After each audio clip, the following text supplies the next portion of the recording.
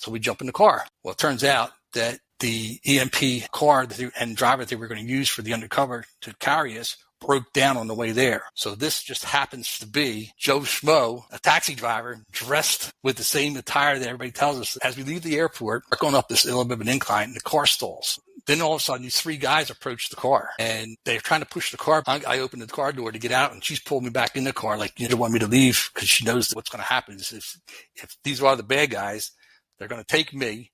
I don't have any plans for the plane. First of all, and second of all, I'm a DEA agent. You know what that's a DEA agent's life is like down there in Colombia, Ecuador area. So I get out of the car eventually and start pushing the car. So now I've got four of us pushing the car. We jump start the car. Off we go again. I jump back in the car and running, going down the highway. Everything's going good. And it seems like we're in the mountains. Remember that movie, You're in Present Danger?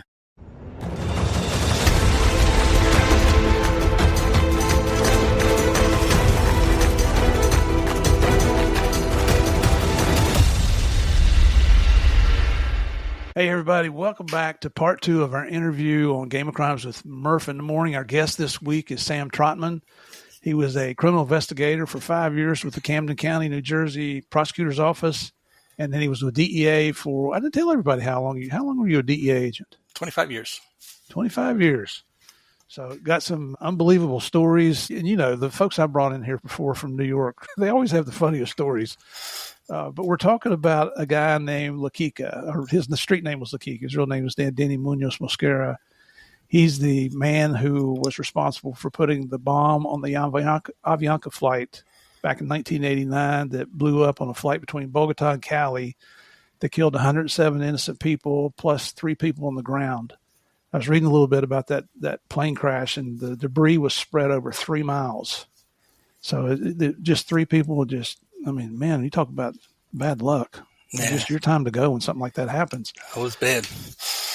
But Sam told us yesterday about the arrest of Lakika and going through the trial.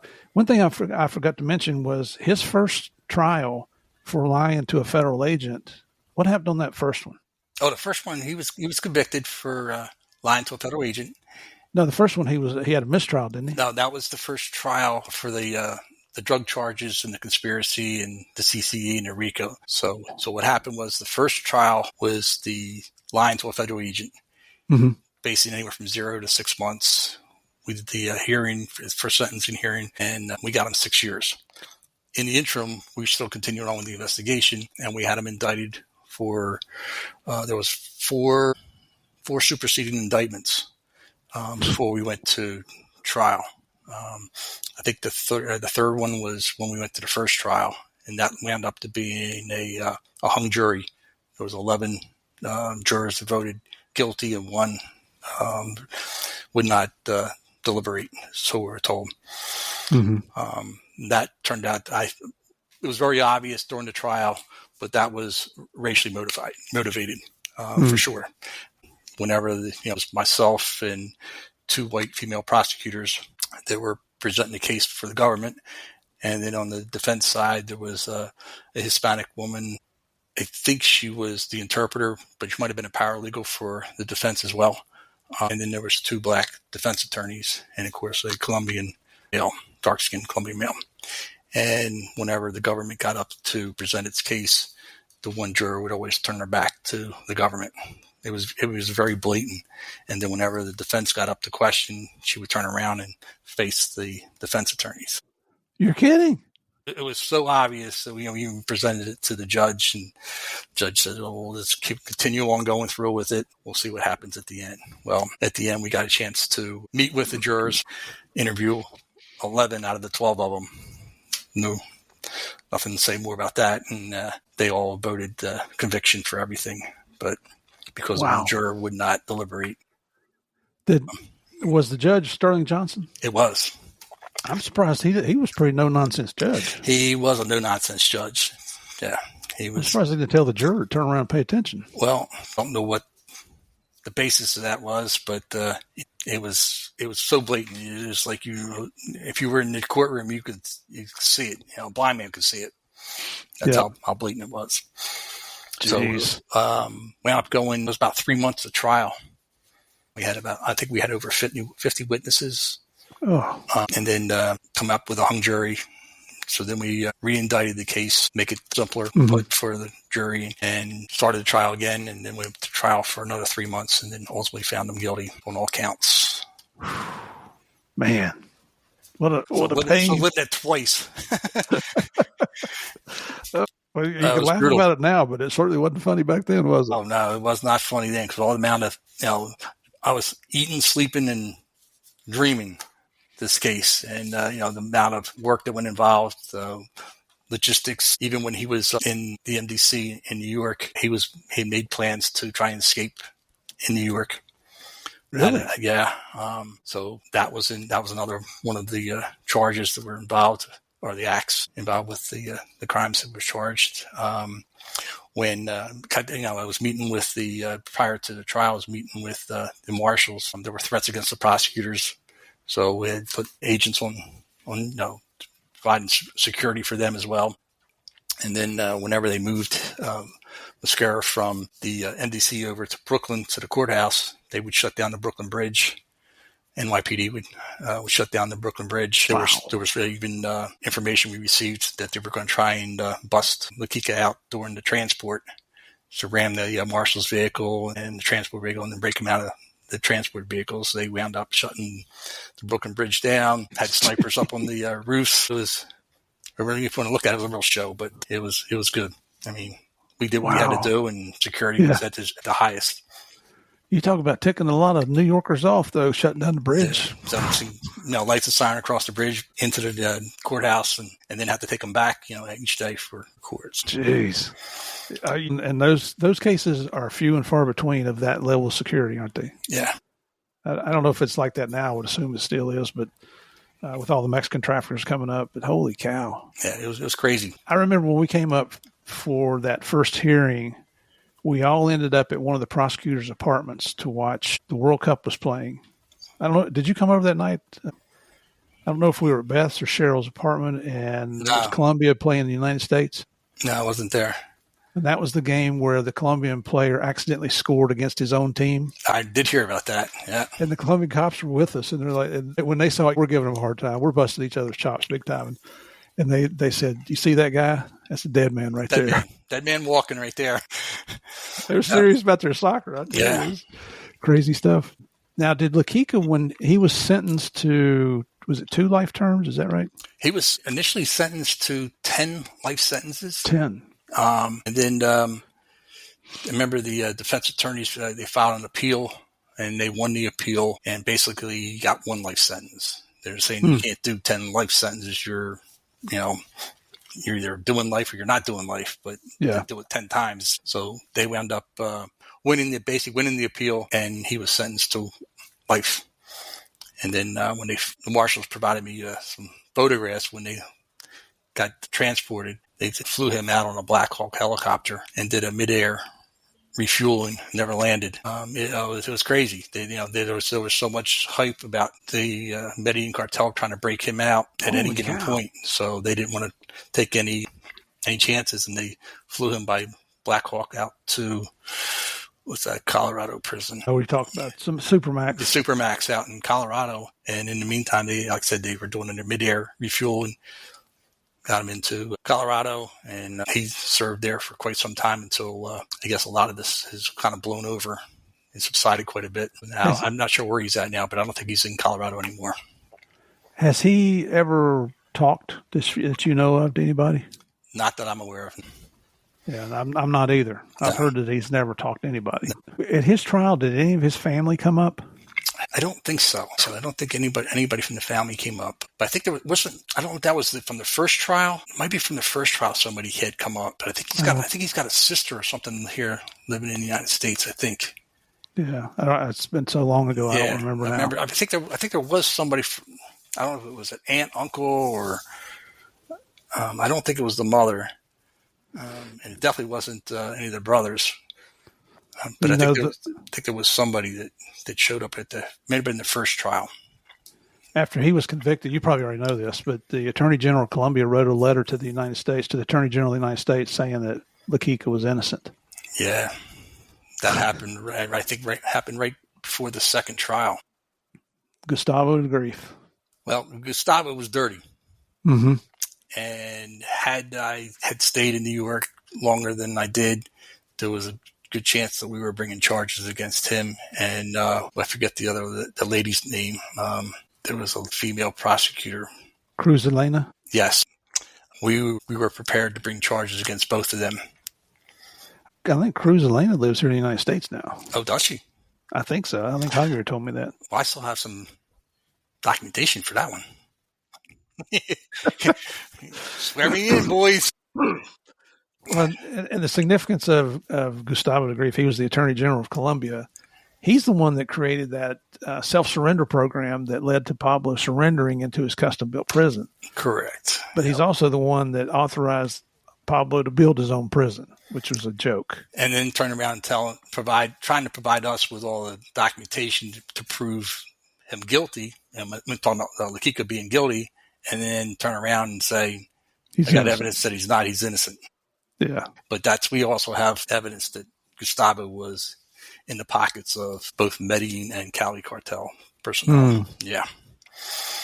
Wow. I think he's deceased now. Yeah, I think he's done. So no need to pursue it any further. Yeah. I would have liked to see him go to prison because he was a very intelligent man, but he was just playing it. He was beating everybody like a drum.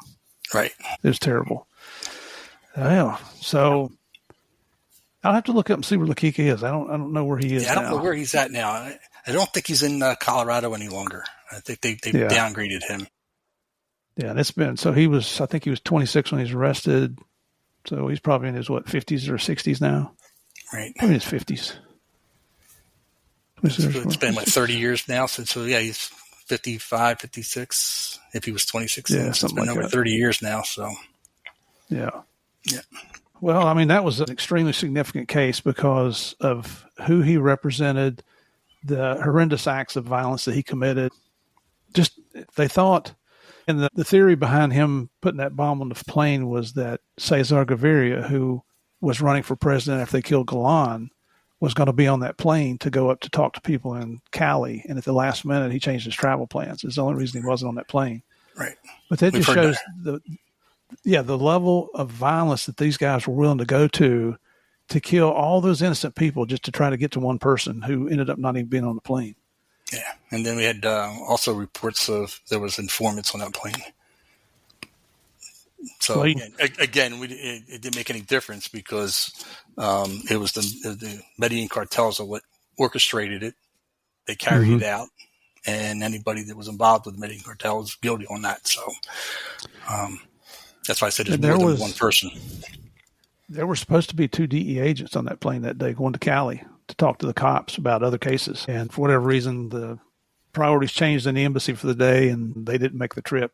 Not that they had any information about a bomb. It's just, grace of God that they did not get on that plane that day. Right. Jeez. Absolutely. All right. Well, there's the story of Dan Denny Munoz Mosquera, if you ever wondered what that was. But in our exchanges here, you told me about an undercover that you did while you were in New York, still rookie agent, where you had to go to a foreign country. Tell us a little bit about that. Yeah. What's that all about? So that was so I got to New York in February 1991. We did the buy bus story we told about. That was like in March, April.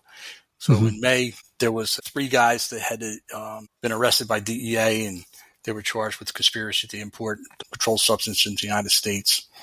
There were 3 of them that had escaped from the MDC in New York, and one of them got caught fairly quickly. Another one got caught, shortly thereafter. And this guy, Herman Velez, had escaped and made his way back to Colombia.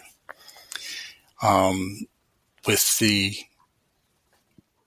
contacts with the informants and whatnot, they were able to get him on the phone and make arrangements to make plans to get receipts for a diagram of an airplane on how to smuggle cocaine back to the United States. And the ultimate plan was that I would fly down there as the informant's son with my stepmother, who was a Colombian female. I was probably about 30 years old at the time, And so she was 30. So was my stepmother. And those women down in Colombia, they're just some good looking women down there, but still not the better ones are in the United States. There you go. There's some good looking women down there. So she was a good looking woman, and we made arrangements to fly down to Quito, Ecuador. And he was going to come over, across the border from Colombia to Ecuador, meet us. And we were going to give him plans, like I said, to how to smuggle coke on an airplane, locations they could put it. And I would stay there with the family, the Colombian family, as a hostage to guarantee that the flight would get in and the cocaine would safely arrive. That was kind of the orchestrated plan. Mm-hmm. So myself and I meet the Colombian girl down in Miami. We fly from Miami to Quito, Ecuador, with a U.S. Marshal as my security or surveillance team. 2 other marshals as well. We get down into Quito, Ecuador, into the airport, and we're going through the airport being briefed by DEA, by the marshals, the surveillance team. We never actually met. We just kind of got off the plane, and then here you guys are. We're getting you through the airport, getting you through customs and everything, and briefing you at the same time as what's going to transpire. So I remember the, I don't know, it was DEA agent that said it or the marshals, but anyhow, it was briefed to me that, hey, listen, when you get outside, there's going to be an Ecuadorian national police officer, tall guy, black hair, wearing a red polo shirt, black pants. He'll be standing next to a taxi. He's one of our guys. Spot him and jump in the car, and he's going to take you to the hotel. So she's hanging on to my arm, and we're walking out and everything. There, it was one of these small airports. Go back to in the 50s, 60s. We got these small airports, and everybody's come out of the airport, and you got the chain link fence there, and they're just 6, 7, 10 people deep for the entire length of the airport. And so it happens he was there. He saw both of us, but couldn't get our attention. So we bebop down along the airport there, and we spot the guy. So we jump in the car. Well, it turns out that the EMP car and driver that they were going to use for the undercover to carry us broke down on the way there. So this just happens to be Joe Schmo, a taxi driver, dressed with the same attire that everybody tells us what to look for, and we get in the car. So we find that out later. We don't know that at the time. So we get in the car, and we go to take off. So you got a picture. It's like a 1962, 64 Studebaker. It's vinyl seats. It's vinyl floor. It's a stick on the column. I mean, it was just everything you could think. It was the bottom line of any car. And so he reaches up underneath the dashboard and he takes 2 wires and starts the car. I'm like, what the hell is going on here? And this is supposed to be a police car, as I'm, so I'm told. And we take off, and she knows what's going on. They're going to keep me as a hostage. Like I said, the whole plan of that. As we leave the airport, we start going up this little bit of an incline, and the car stalls. So the guy's trying to start the car, and won't start. In the meantime, my surveillance team that I knew I was within the airport, they all kind of made the traffic light and, on the highway and ready to go. And I'm sitting at the traffic light in this car that's not running anymore. Then all of a sudden, these 3 guys approach the car, and they're trying to push the car, but they can't push the car. It's just so heavy and going uphill. So I opened the car door to get out, and she's pulled me back in the car, she don't want me to leave because she knows that what's going to happen is if these are the bad guys, they're going to take me. I don't have any plans for the plane. First of all, and second of all, I'm a DEA agent. So you know what that's a DEA agent's life is like down there in the Colombia, Ecuador area. So I get out of the car eventually and start pushing the car. So now I've got 4 of us pushing the car. We jump start the car, off we go again. I jump back in the car, and boom, we're running, going down the highway. Everything's going good. We're seems like we're in the mountains. So if you remember that movie, Clear and Present Danger? Mm-hmm. Okay. Well, we're going to get to that in a second. So we're driving through the mountains in Quito, trying to come down out of, from the airport or over. Maybe it's on the other side of the mountain, but we're in the mountains. And I'm looking down. It's starting to get dark, and all of a sudden, the car stalls out again. What the hell? We're on this highway. There's no cars coming either direction. My surveillance team is completely gone. So it's just me and her and the driver. So we're waiting there, and it seemed like about 5-10 minutes, and all of a sudden this car pulls up behind us. SUV, there's 2 guys in it. And I'm like, this can't be good. It's like, there's nobody here. I didn't even recognize these guys before their car or anything. So it turns out that they were ENP, Ecuadorian National Police, calls into the captain. Captain comes back in a marked unit now. He's in uniform, in a marked unit, pulls up, takes our bags out of the trunk of the car, throws them in his car, takes us out of the car, puts them in the back of his car, and now we're driving down the highway again. Now we're undercover, and we're in the back of a marked police car. Driving back down. We get down into the town of Quito, and he flags down another taxi cab, gives them directions to the hotel, and says, here, you got to help these people out, kind of thing. And so we go out of the police car into a taxi cab, and off we go again. And now we're driving down through these little tiny streets, kind of like in the movie Clear and Present Danger, where you can't open the car doors. You're driving down these little tiny alleyways. Yep. If you stop, you got to make sure if you're going to open the car door that you're lined up with the house there, because otherwise you can't open the car door and you can't get out. So you're going to get out of the car and get right into the house. She's in a panic. She's like, Sam, what are we going to do? I said, I don't know, but because you can't carry a gun.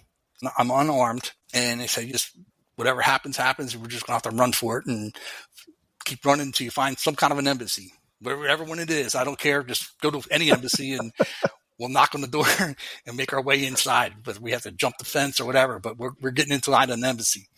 So that was our game plan. And kind of is the only thing we had. The only thing we could do. We didn't, like I said, I wasn't armed and in a foreign country. I didn't speak Spanish. That was the only thing we had left.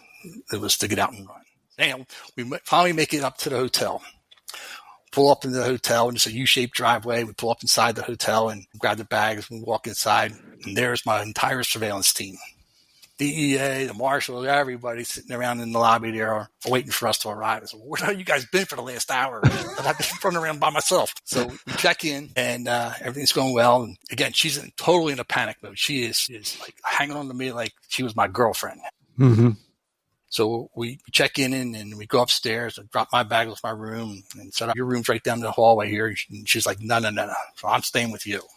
So walk down to her room and we put her bags in there and we go back to my room and Marshall's call and say, hey, meet us up on the next floor up. We're gonna brief things out and see where we're at. So we got these phone calls are being made from room to room to room and whatnot. So we get a game plan and everything together for the next day. Then we go to bed. We're just tired. We get ready to go to bed. I got an EMP officer sitting at the foot of my bed with a gun, and I'm trying to go to sleep. I got some stranger. I don't know who the guy is, but he's with the EMP, and he's at the foot of my bed. So this is not working out very well. So then kind of doze off a little bit, and then all of a sudden we get a knock on the door. It's the security from the hotel. They come in, and they still don't understand how this took place, but they were in charge, and the EMP they just had to comply with whatever the security guys wanted.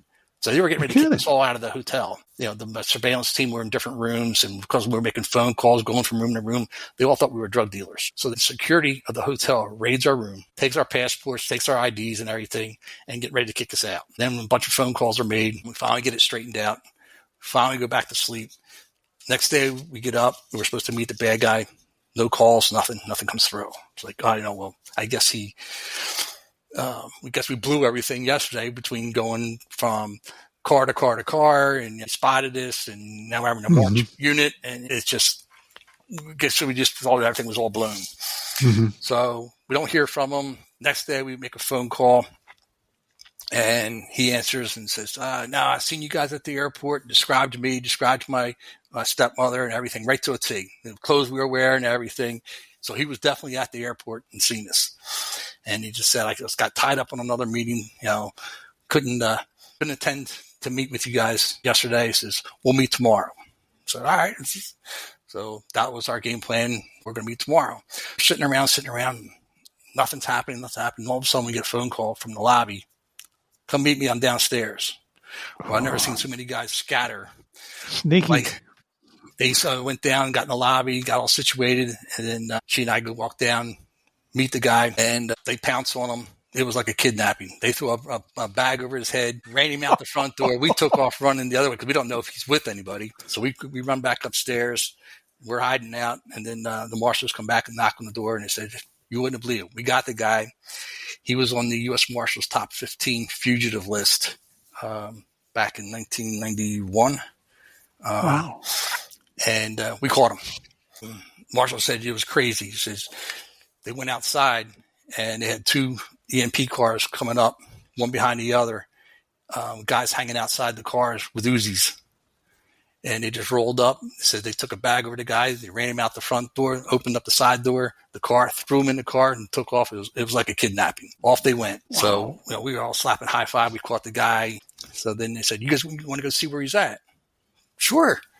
So you ever see that show back in the 60s, that show Get Smart? Remember the goofy agent? They used to walk through door after door after door, and then doors would slam, this acting thing.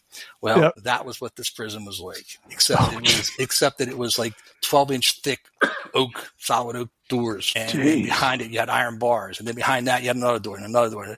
I never went through so many doors. I mean, I've been through a lot of federal prisons, but I've never been so many doors as I went through at this place to get to this guy. When you got to his cell, there were 3 guys sitting there with Uzis. You were not getting to this guy no matter how you looked at it.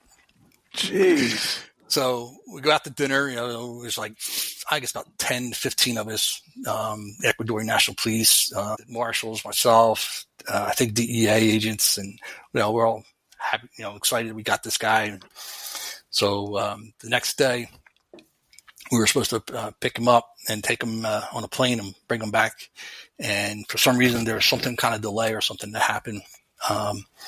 So we went sightseeing. So we went up to the Ecuador National Police, to our police academy, got a tour and everything like that, and hung out.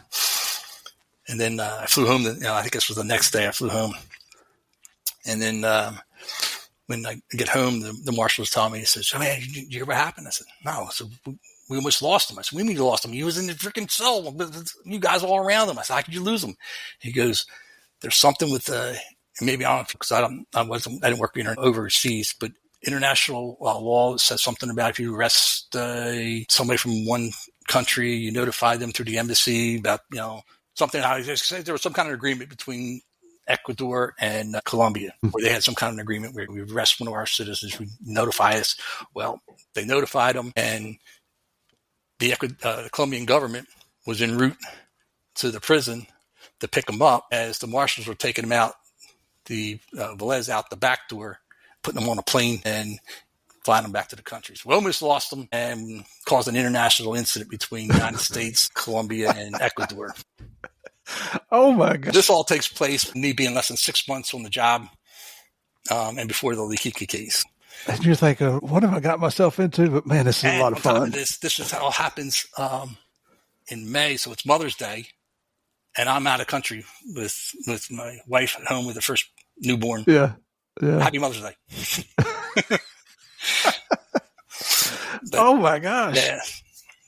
So, and then that led into the Leakiki case, and then that was in May. Then again, September is when the Leakiki case comes along, and so I had quite a good career, I could say, up in New York. And how long were you in New York? 5 years. So, and then, did you ask for a transfer, or they transfer you out? Basically, until you came to me and said you can go anywhere you want.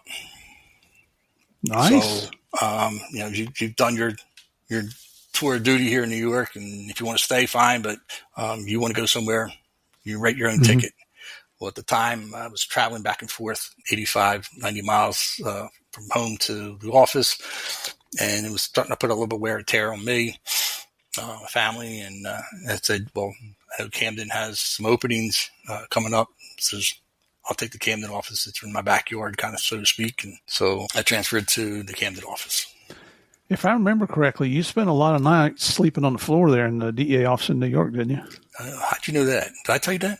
But Probably. You're right. Yeah. I had brought up my own cot, fold-out cot, and then I had some good supervisors. Yeah, my ASAC, Jack Toll, gave me the key to his office, and he had a sofa in there, and he said, "Here, you can come and go as you please. You get tired during the day, you're here and take a nap. If you want to stay overnight and sleep in here," says, you got the key to the office, go ahead and showers are, down at the gym downstairs. There's times that I just always had 1 or 2, maybe even 3 sets of clothes, a bag in my car, my G car, and wherever I slept, I slept. Yeah. That's the sacrifice that guys and girls are willing to make to do the job. Yeah. That's what I tell you what, man. And I know that happens with other agencies, but in my opinion, that's what makes DEA very special. Yeah. Because our people are willing to do what it takes to get the job done. Whew. So now Camden, if I remember correctly, Camden was one of the most dangerous places in the United States, isn't it? Or yes, wasn't it? I think it still is. Yeah, it's bad there. So you're like jumping out of the frying pan into the fire here. Yeah, but it's closer to home. So, I mean, that made a lot of difference when you take 3-4 hours of your day on the road. Yeah. You're not driving. And you're missing everything with your family. I mean, you're not there for birthdays or anything. So when you get to Camden now, you're still an agent in another enforcement group? Yeah, there was only one group. So in Camden and just working cases. How many agents did you have in Camden? I think there was 1, 2, 3. There was 3 original, or I say original, 3 when I got there, and I made the 4th, and I think they were bringing in 2 more. So they were expanding the office. They were from 3 agents up to 6. And then the office has grown since then even. Did you guys have a task force? There was a task force. I think there was 4 or 5 task force officers that were assigned. So you pretty much got to work a case like it was when I went to Greensboro. You got to work with your state and local counterparts. Correct. Yep. And the fact that you used to be with the prosecutor's office there didn't hurt anything, did it? Oh, no. I had great relationships with the state, prosecutor's office, and then the local officers I knew before I even came on the job. So I think I read in your bio that you helped create one of the tactical units. Was that in Camden? It was. There was myself and several of the agents, both out of Atlantic City and Camden, that we were doing a lot of I put it this way, we saw the need for a tactical unit. That we were doing a lot of high risk or slightly high risk entries, and we just needed to be better trained. And we presented that kind of information to management, and they went along with it. It was a good thing. It's actually one of the best things DEA's ever done. In Camden, was your SAC in Newark? He was out of Newark, right? Yeah. Yeah. So they went along with that, and I think that they eventually came up with a whole lot of those teams, didn't they? They did, and that was based. I think it was based off of the. Was it the MET program? The MET? No. It wasn't the MET program. What's the program that they used the agents overseas? Snowcap. No, there's another one. Fast Team.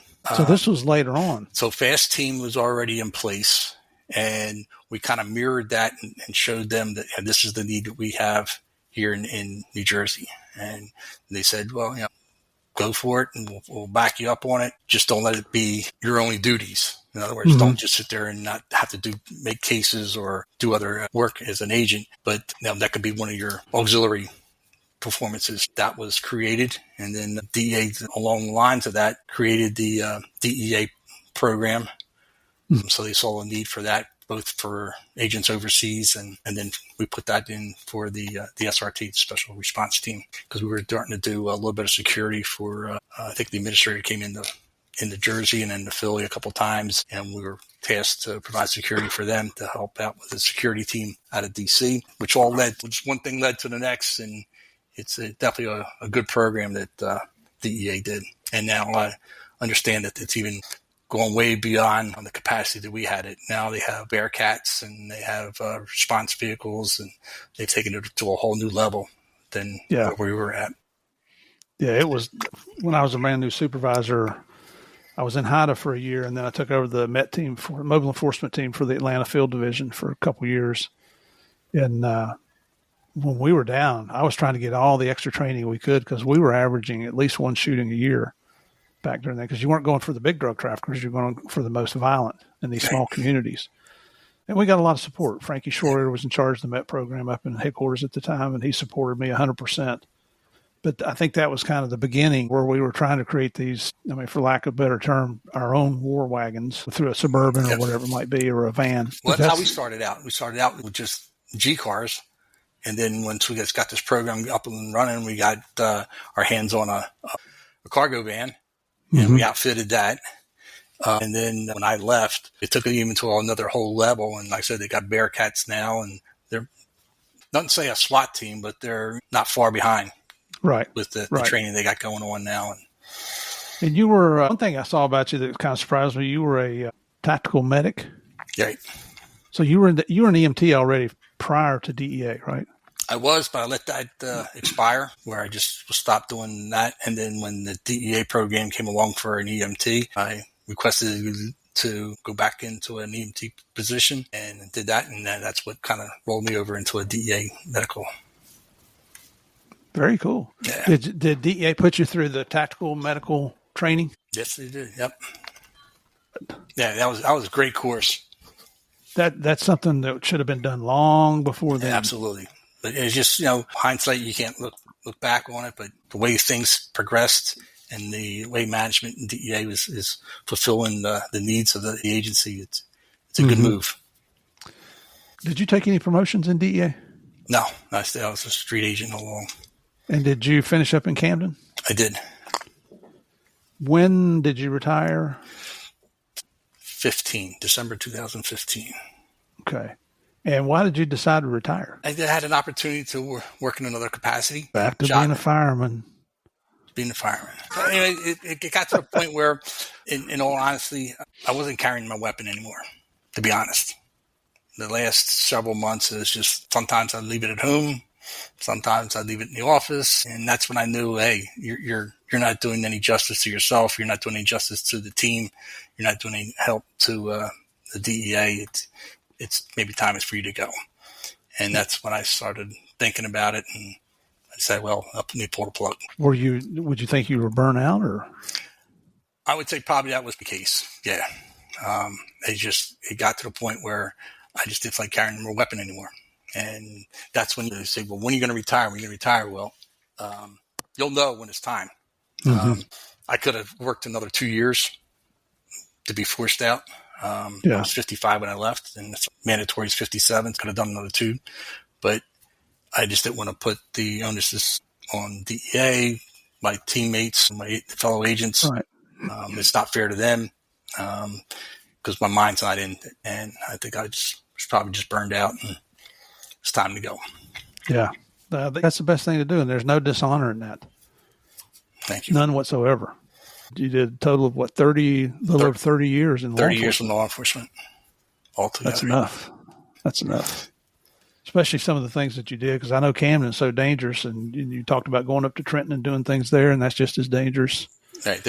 Jersey had 2 of the top 20 or top 15 worst cities in the country, and it was in our backyard, both Camden and Trenton. And then you were just a hop, skip, and a jump from Philly, right? Right. That's an active place in itself. So you leave DEA, and just tell us what all you've been involved with since leaving DEA, because you've had a variety of positions and you're still working. Still working. Went on and became the fire chief for a local department. I did that for a period of 4 years. Then went back to just being an EMT for another year and a half, and then took on another job, a company out of Virginia, and was hired by them to do emergency management. So their company was contracted by the state of New Jersey. State police were in charge, but basically I worked for state police in the capacity of emergency management, trying to help towns and counties recover from natural disasters. And that's what you're doing now? That's what I'm doing now. When you became fire chief, did you have to go to a fire academy? Oh, I went to the fire academy, several courses throughout my course of my career. I spent over 40 years in the fire service. Now, and I'm looking at the title here, you're a public assistance coordinator for the Continuity Operations Group. Correct. What does that mean? Let's say a nor'easter blows into Jersey or I don't know, hurricane, whatever. Yeah, once a disaster is declared by the president, and then the local towns, municipalities, state and local governments, profit, nonprofit organizations, all those that qualify under FEMA, they start doing their work, doing repairs and trying to recover from the disasters. So hurricanes, tornadoes, straight line winds, floods, all that kind of stuff. I help them get their documents together, plans to get recover for reimbursements from FEMA. So it's kind of like a liaison position between FEMA and the applicants. So I got to ask you, is FEMA that big a nightmare as we always hear on the news, or you got no comment? I have no comment. Okay. No, I tell you what, and the people that I worked with FEMA, they've been great. They really have. They're very caring people. They're there to help. I know everybody says it. Here comes the federal government. They're here to help. They're here to help. Yeah. Their hands are tied, just like in law enforcement, your hands are tied with certain things. You can only do what the law permits you to do, and the public doesn't understand how the funding works, what requirements that you have to have in order to get that kind of funding. There's all kinds of regulations, and it's not their regulations. It's mandated by Congress. It's mandated by federal law, policies that you have to go by, and there's a lot to it. So, yes, I understand today FEMA is in an uproar. They don't know which way they're going, but hopefully the president gets things worked out with FEMA and Congress and everything and gets things back on track. But I'd like to shout out to our first responders down in Texas and Carolina and Arkansas. Prayers to all you guys. Yeah, big time. They got their hands full. Yeah, and there's some support groups. I think some nonprofits that get involved in those. I've got a couple friends in one called Aerial Recovery. They respond. They don't ask for anything. They just want to help. Yeah. A lot of those guys are former military operators. I mean, some studs and studettes involved with that. So good people. Just want to mention some of the recognition you've gotten throughout your career. You were awarded the DEA Administrators Award, which for us is the highest award we could get within DEA. I don't know if it's still like that, but it was back in the time. Department of Justice awarded you the Asset Forfeiture Exemplary Service Award. What case was that associated with? So that was the asset forfeiture one you're talking about? Yeah. Yeah. We started a program as a result of a case that I worked with a partner, a local detective, and it was an undercover operation altogether, but we wound up sending out vehicles that had traps in them. And we recovered a lot of drugs, a lot of money. I put on training for K9 units, state police K9 units, and a lot of the funding or a lot of the assets that were seized were a result of that operation. So that's what that led to. Very cool. You got the Attorney General's Exceptional Service Award. Was that for the La Kika case? The La Kika case. Yep. You got the New York Federal Employee of the Year Award. I've never even heard of that one. Me either, but yep. But you got it. Got it. The Federal Drug Agents Foundation American Hero Award. Was that La Kika also? No, that one was the meth case that we wound up taking all the way back, following it from Jersey to California, from California to Tijuana, leading back to the Arellano. Felix cartel. Arellano. Right. Yeah. And then the Camden County Prosecutor's Office Narcotic Unit Citation. Is that before DEA? Or? No, before DEA. Yeah, those are some pretty significant awards to get in your career, man. That's very admirable. Thank you.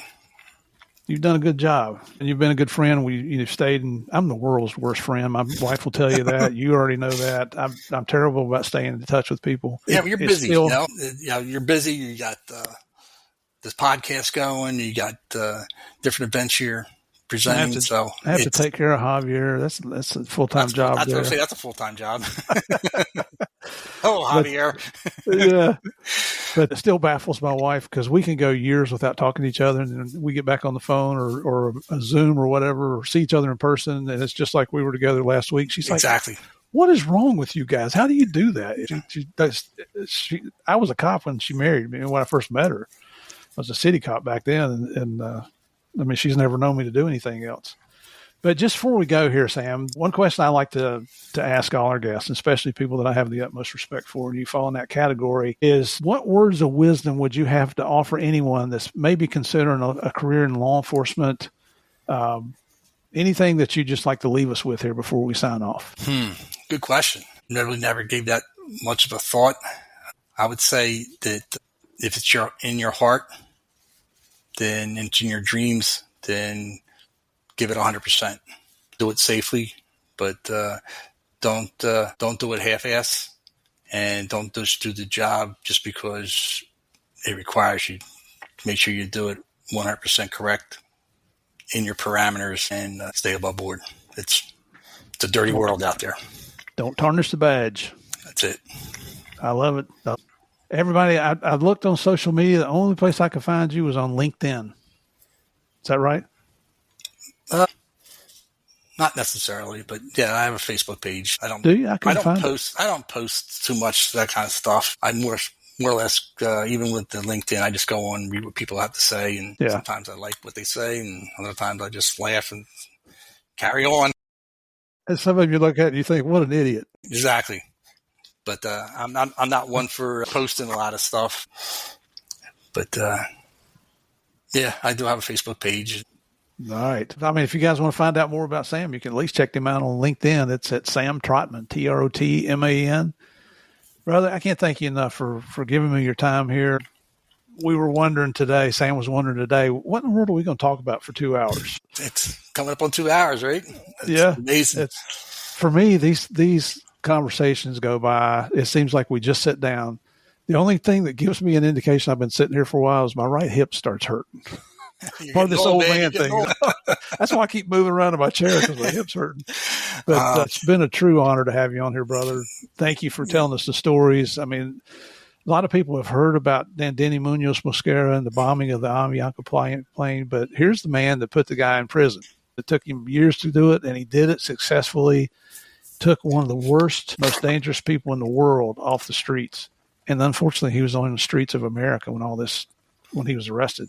Well, that's scary there. I appreciate the kind comments, but there's a lot that can be said. I mean, a lot of thanks owed to a lot of people, yourself included, Javier, the other agents that were in Colombia, the agents that I worked with in New York, supervisors, people in DC. I mean, it was a team effort, because when went down to Colombia, a lot of the TDY, so the temporary duty personnel, were canceled.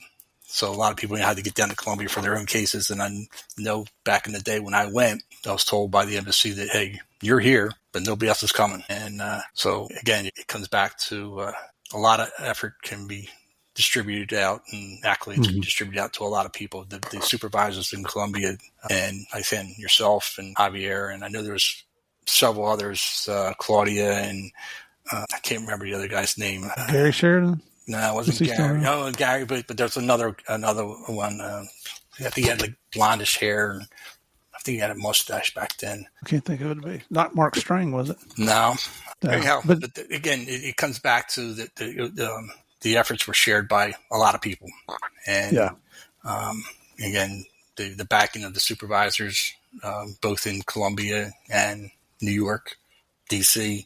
That we're able to put this all together. And that goes back to the U.S. Attorney's Office, their cooperation, Department of Justice getting approval to indict cases that we did. Good thing. It's all about teamwork, right? That's correct. Yep. So, ladies and gentlemen, you're looking at a true American hero sitting right there. You'll never hear him say that. He's a very true patriot who has served his country proudly for over 30 years and continues to serve in a local capacity. Again, I've already said this a couple of times. A real honor to have you on here, Sam. Thank you so much for giving us your time. My pleasure. And being open with your stories. And please give my regards to your family. We look forward to seeing you guys down here in Orlando next time you come down. I'll be calling for sure. And I'll take you someplace besides 7-Eleven. We'll go someplace better. All right. They've got Wawa stations here. They have pretty good subs. Well, you can always take me back to Colombia. We can go back to that restaurant up on the mountain. Oh, remember that one? Yeah. Oh my God! I never had steak so good in my life. Damn, that thing was so freaking good. Yeah, just the name of it just went out of my brain here, just because I'm old. It was up at that little tiny restaurant up on the mountain there, overlooking Bogota. Candilejas? I don't remember the name of it, but I tell you what, I ordered a steak. And the steak came out, and it was about 2-3 inches thick. Yeah. It covered an entire plate. It was enough steak for an entire family of 4. Yeah. And it was no side pieces. It was just the steak. That was crazy. Good stuff. That was a good meal. That's some of the perks of accepting the dangers that go along with the job, right? Yeah. All right, everybody. Listeners, thank you guys so much for continuing to come back. Thanks for listening to me and Sam do some catching up here, talking about some funny things, but also going through some serious events that I'm proud to bring to your attention, because these are things that nobody never knows, and people just don't know about it. It'll be in the news for maybe one day and then it just goes away. But this is real life. These are the people that risk their lives to protect you and to protect me. So thank you for coming back. Just quickly, if you haven't gone over to YouTube yet, do me a favor and go over and type in Game of Crimes Podcast in the search bar, hit the subscribe button, check out some of the videos there. You get to meet all the people in person, not just listen to them, but you get to see them. Hit like and send me some comments on that. I don't know why you keep coming back, but honestly, I really do, because you enjoy playing the biggest, the baddest, the most dangerous game of all, and that's the game of crime. Sam, thank you, brother. Listeners, God bless. Look forward to seeing y'all next week. Take care, everybody.